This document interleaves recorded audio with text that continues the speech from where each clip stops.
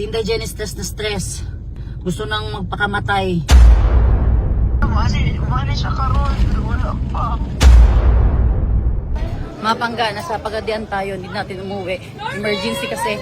So, palihog ko, please, thank you. Hello po, hello. Si Inday kasi mga pangga, grabe. Ayoko na stress si Inday Jenny ng ganito mga pangga. Grabe kasi yung nangyari sa kanya ngayon. So, ayan mga pangga, nasa Pagadian City tayo ngayon. So, kailangan natin umuwi agad-agad sa Tagum City.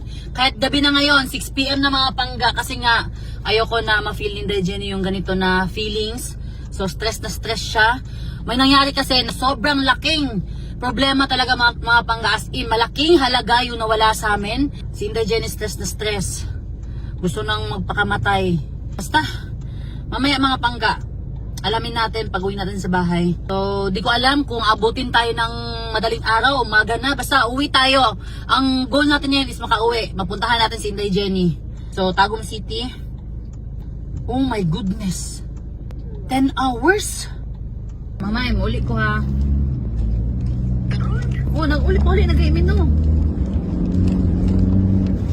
Ay, ka dali. Oh, lagi. 10 hours ang biyahe. Ay, ayaw na uli sa dali. Uy, May, mauli na ko. Pauli na ko. di na ba? Mubalik ko diri pero ubanon ta ka pag okay na dira so dili gihapon.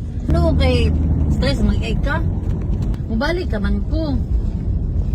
Balik ta duha. Ay, podo eh. Sige, may kalhilak. Tukod ana.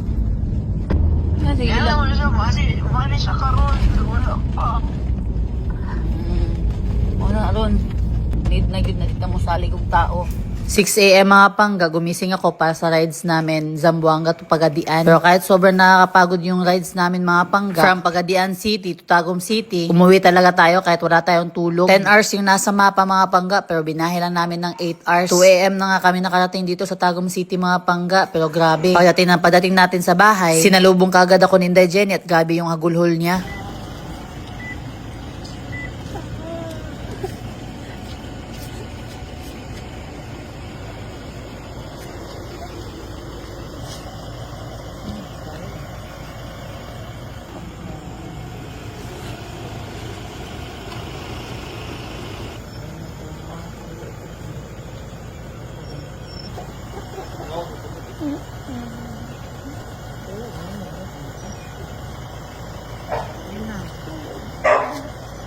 Sobrang nagulat ako nung una ko nakita si Inday Jenny. Kasi kitang-kita sa mga mata niya, na stress talaga siya. Klarong-klaro na wala talagang maayos sa tulog. At pumayat din. Pero kahit ganun yung nangyari mga pangga, kitang-kita ko sa mga mata ni Inday Jenny na sobrang saya niya nang nakita tayo. Sabi pa nga niya sa akin sa personal mga pangga, na kung hindi daw ako nakauwi, ay hindi niya kayang i-handle yung problema.